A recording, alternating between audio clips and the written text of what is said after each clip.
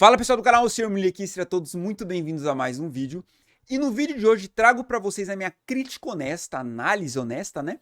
Do último final de semana de playoffs da LTA Sul terceira etapa. Começando pela primeira série que foi na sexta-feira, Red contra Loud. Uma série muito importante porque o time que perdesse estaria fora da LTA Conference, que é meio que um mini campeonato ali para disputar a terceira vaga da LTA, tanto o Norte quanto o Sul, para o Mundial de League of Legends. E minhas análises no vídeo de hoje, pessoal, vão ser um pouquinho diferentes, tá? Porque foram 3 séries, das 3 séries a mais importante foi a final, né, Cade contra Red. Então minha análise aqui, pessoal, vai ser bem mais branda. E vou tentar falar o que se eu fosse o dono de cada um desses times, o que eu faria para o próximo ano. Começando falando da Loud, tá? A Loud jogou contra a Red e, para mim, o Redbert foi o melhor jogador da Loud neste campeonato. Minhas análises aqui são do jogador no que ele fez na série que eu tô comentando, no histórico dele durante o campeonato e nada sobre o pessoal, tá? Não me importa o pessoal do jogador, não me importa o que ele faz fora ali do Summoner's Rift. Então, o Redbert, para mim, neste campeonato, terceira etapa de LTA Sul, ele foi o melhor jogador da Loud, junto com o Griffin. Então, Murilo, se eu fosse o dono da Loud, eu tentaria manter esses dois jogadores no time. O Robô, para mim, foi o terceiro melhor jogador, também tentaria manter o Robô.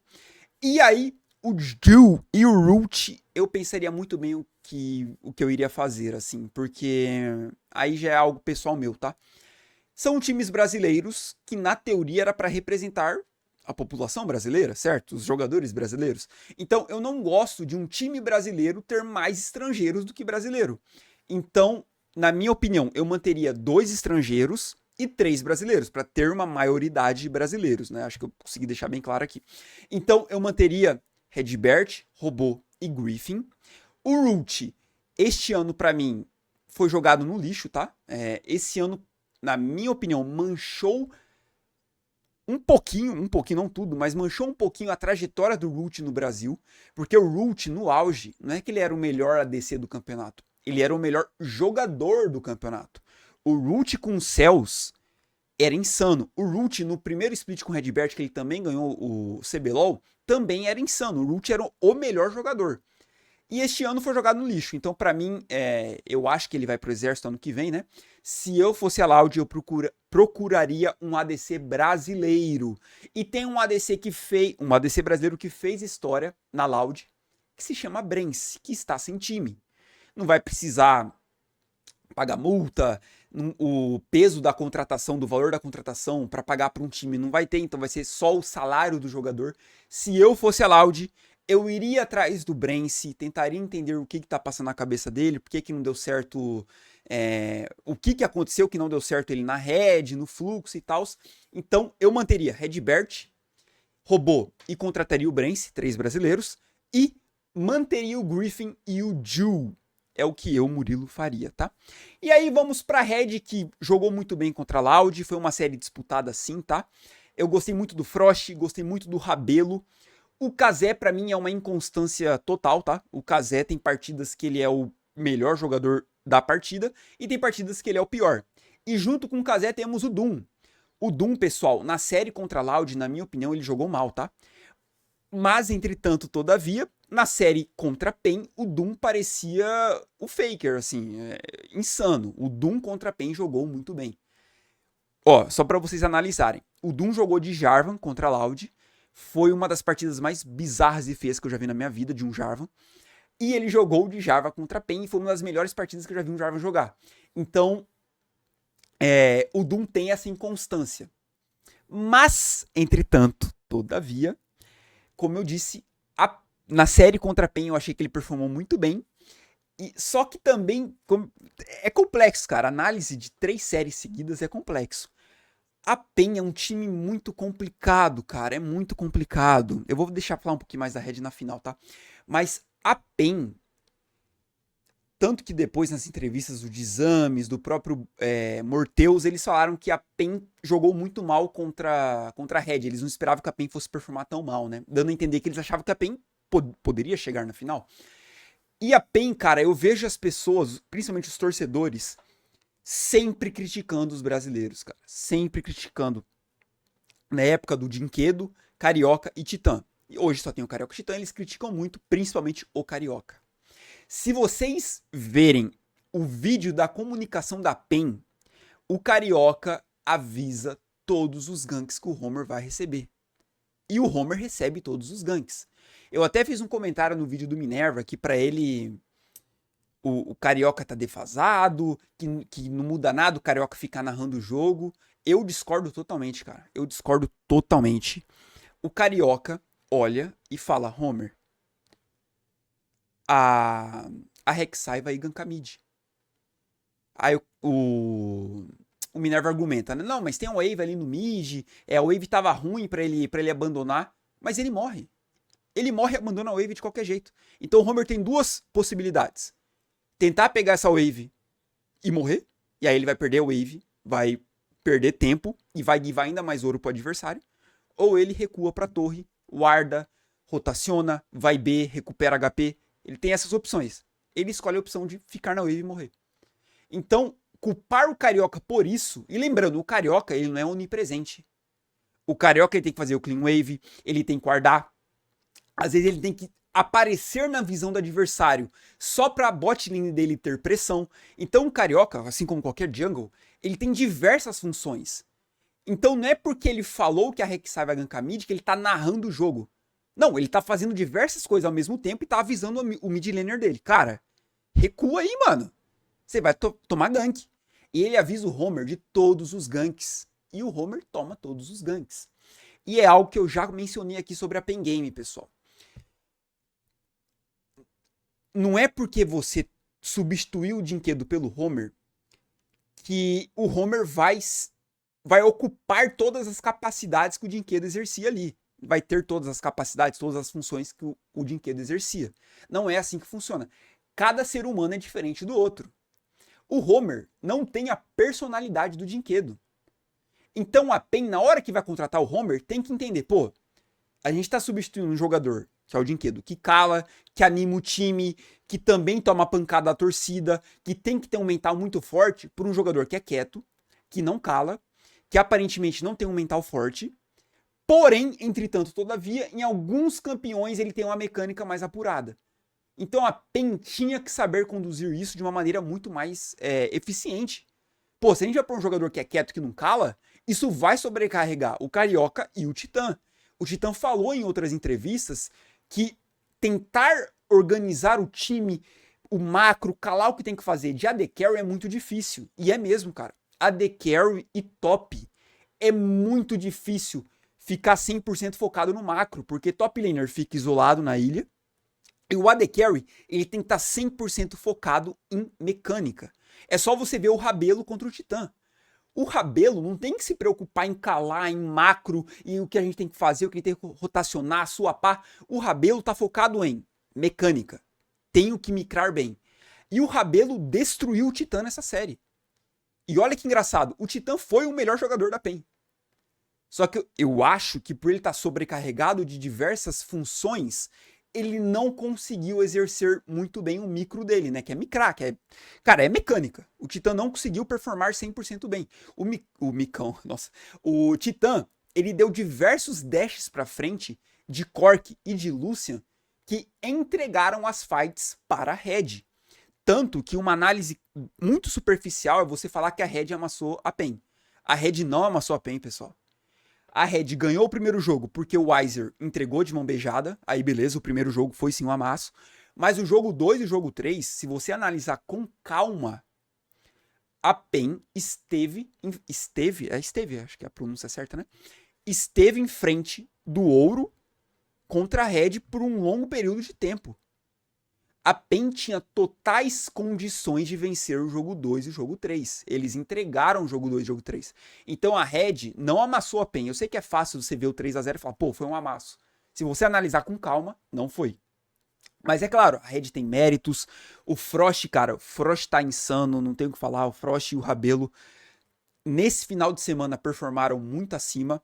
O FNB jogou muito mal contra o Robô, mas jogou muito bem contra o Weiser, a gente tem que falar isso aqui. O Doom, já mencionei bastante nesse vídeo, performou mal contra a Loud, mas performou muito bem contra a PEN. E é isso que eu tenho pra falar da Red contra a PEN, tá? Eu foquei muito na PEN, porque eu já vou falar da Red agora contra a Vivo Cage, que foi a final do campeonato. E temos uma polêmica pesada que também envolveu Minerva, envolveu o Talkers. Eu vou dar minha opinião, não me escondo aqui, vou falar o que eu acho dessa discussão e tal. Vamos começar pelo tema principal da discussão, que foi: jogar 3 MD5 cansam ou não? Eu, Murilo, assistindo o jogo, fiquei enjoado de assistir. Como assim, Murilo? Eu assisti uma MD5 na sexta, aí assisti outra MD5 no sábado. Chegou domingo, eu falei, caraca, já tem outro jogo? Tipo, sabe, tô cansado de assistir. É claro que não é aquele cansaço de, putz, não consigo levantar da cadeira, não consigo olhar pra tela. Claro que não, pelo amor de Deus. É um cansaço de tipo assim, pô, mais jogo pra assistir? Tipo, ai, que preguiça. É esse tipo de cansaço. E eu sou um cara telespectador, sou um cara que estou assistindo algo. Imagina um jogador que tem que treinar, tem que estar com o mental em dia, tem que estar com adrenalina, tem que estar com ânimo, tem que estar hypado sexta, sábado e domingo. Eu acredito que cansa, tá? Eu acredito que cansa. Então, no mérito da discussão, eu acho que eu ficaria um pouquinho mais do lado do Talkers, porque eu realmente acredito que jogar 3 MD5 cansam. Entretanto, todavia, eu entendo o ponto de vista do Minerva, que é: se você acha que vai cansar, se você acha que vai pesar muito, se esforce mais no ano que vem e vai pela chave superior. E é um argumento válido, porque a chave inferior, o próprio nome já diz, inferior, é para ser mais difícil, é para ser mais cansativo, é para ser mais pesado. Esta é a função da chave inferior, ser mais difícil. Então, eu entendo os dois lados, tá? Eu entendo os dois lados. Agora, sobre a discussão de namorada de pro player, que jogador não pode criticar, isso pra mim, sinceramente, não faz nem sentido, tá? Pra mim, qualquer pessoa pode criticar qualquer coisa, e se você achar que essa crítica é inválida, você faz um vídeo argumentando. É igual eu aqui.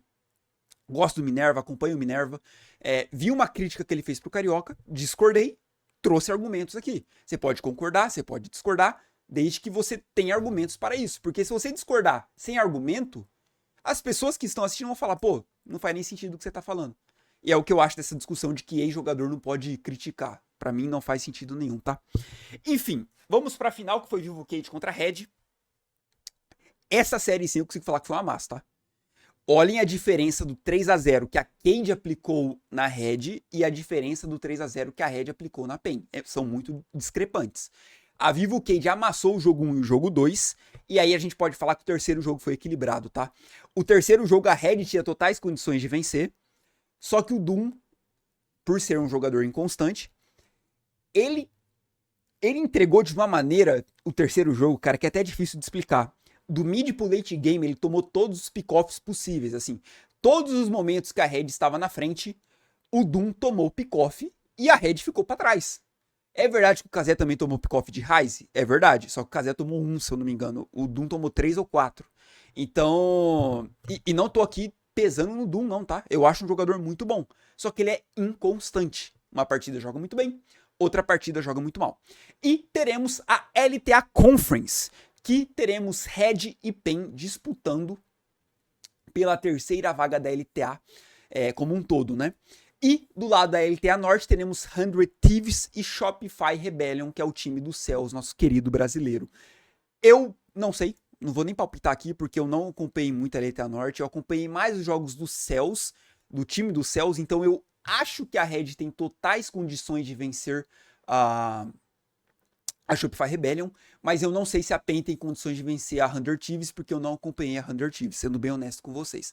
Falando um pouquinho mais da Vivo Cage, né, que eu acabei nem mencionando aqui, sensacional, partidas absurdas de todos os jogadores. Eu acho que talvez, se for pra criticar um jogador da Vivo Cage na final, eu criticaria o Boal, que eu acho que foi o que performou pior, ou o pior entre os melhores, né? Morteus, insano. Trimby, insano. Mireu, insano. E Dizames, insano. O Boal foi ok, eu diria ok, tá? E uma coisa que eu tenho que falar pra vocês, eu acabei comparando o Homer com o Mireu, E pra mim é uma comparação muito válida, tá? Porque são dois jogadores estrangeiros, no caso são dois coreanos, mas poderiam ser, sei lá, suíços, argentinos, né? Jogadores estrangeiros. Olha a diferença de personalidade do Mireu para o Homer. E personalidade em qualquer competição importa muito, tá? Em uma competição, qualquer mínimo detalhe vai impactar. O Mireu, de novo, para você que tá assistindo, pode achar que é algo besta, tá? Mas você ter ali um jogador que tá animado, que tá hypado, que, sabe, levanta você para cima, te abraça quando você ganha, quando você faz uma jogada boa, fala, porra, você é muito bom, não sei o quê. Olha a diferença do impacto que isso gera na moral do time. Você vai jogar mais focado, você vai jogar mais hypado pro Homer. O Homer faz uma jogada boa, ele tá assim, ó. Ah, o Carioca fez uma cagada, ele tá tipo... O Carioca fez uma jogada boa? Ah, o Titã fez uma play insana? Aí ele tá aqui assim. Nice, Titã. Olha a diferença do do Mireu, quando ele ganha uma partida com a Cade. E isso influencia os outros jogadores, cara. Isso influencia. O Desames disse em entrevista que o Mireu trouxe uma outra vibe pro time. Porque, de novo, são seres humanos, pessoal. Seres humanos de uma competição. Você vê o cara do seu lado animado, te hypando, falando com você, gritando pro adversário. Isso faz você jogar melhor, isso faz você ficar com mais vontade de jogar. É só ver o Curi e o Titã. São dois jogadores que se complementam, porque os dois estão na mesma vibe, estão na mesma pegada. Então, pra mim, o Homer, até dia 10 de 9 de 2025, o Homer não está agregando para PEN. O Homer foi uma escolha que piorou a PEN em comparação com o Dinquedo, tá? E eu vou mencionar um pouquinho mais da PEN aqui, tá? Os outros times, a torcida dos outros times podem ficar bravos comigo que eu tô falando muito da PEN. Mas é porque foi o time mais polêmico do campeonato, vamos dizer assim. O Carioca, há 3 meses, foi considerado... Não é o melhor jungle, não, tá? Ele foi considerado o melhor jogador da LTA Sul. Como que em 3 meses esse jogador é o pior do mundo, é o pior jungler, é defasado, é não sei o quê? Há 3 meses o cara foi o melhor jogador do campeonato. É a mesma coisa com o Dinquedo. O Dinquedo, no último split de 2024... não foi o melhor... Não, eu não lembro se ele foi o melhor jogador ou só o melhor mid laner. Mas enfim, ele foi o melhor mid laner do CBLOL. E no primeiro split da LTA Sul, ele foi tratado como se fosse um lixo, como se fosse um nada. Vocês acham que isso faz sentido? De novo, discordem de mim, tá? Por favor, discordem de mim. Mas tragam argumentos que eu vou ler, tipo, se o argumento for bom, eu mudo de ideia, não tem problema nenhum. Então, essa é a minha opinião, essa é a minha visão do último final de semana da LTA Sul, terceira etapa, pessoal. Parabéns, Vivo Cade. Vocês mereceram esse título. O Coach Sil fez um trabalho fenomenal. Fenomenal. Olhem a diferença do Coach Sil e também do próprio Talkers pro cheiro quando o time perde uma partida na MD5. Quando o time tá meio para baixo. Olha a diferença de postura do Talkers e do Coach Sil em comparação com o cheiro. E vocês vão entender o que eu tô querendo dizer aqui. Lembrando que tudo que eu falo aqui é apenas a minha opinião, pessoal, não é nenhuma verdade absoluta. Se vocês gostaram do vídeo, deixa o seu like e se inscreve no canal, que isso me inspira a trazer ainda mais conteúdos pra vocês. É nóis, tamo junto e eu te encontro no próximo vídeo. Falou!